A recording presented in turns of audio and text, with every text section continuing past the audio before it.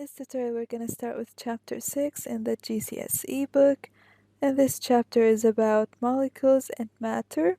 The first thing we're going to talk about is density. We're going to start with floating and sinking. If you throw a rock into a pond, it will sink to the bottom. However, if you throw a piece of wood into the pond, it will float. So we have a rock and a wood.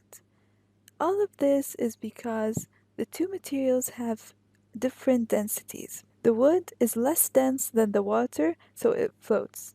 The force which pushes upwards on the wood to make it float on the surface of the water is called the upthrust. The upthrust makes a force on the wood that is upwards. Which do you think is heavier? A kilogram of feathers or a kilogram of lead? They both have the same weight. You might think that a kilogram of feathers is lighter than a kilogram of lead, but they both have the same weight. However, a kilo of lead would fit in your pocket quite easily, because a small volume of lead has a large mass. We say that it has a high density. A kilo of feathers would fill a bath. The density of feathers is much lower, because we need a lot of feathers to make up 1 kilogram. To calculate density, you divide the mass of an object by the volume it occupies.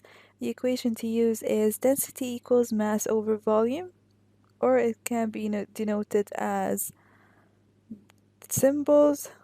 The symbol for density is the Greek letter rho, equal to m over v. If you want to rearrange the density equation and we want the mass, it is equal rho times v, and v is equal to m over rho. The unit for mass is kilogram, the unit for volume is meter cubed, so the unit for density is kilogram per meter cubed. So the unit would be gram per centimeter cube. To convert from gram per centimeter cube to kilogram per meter cube, you just have to multiply by 10 to the power 3, and the opposite you divide by 10 to the power 3.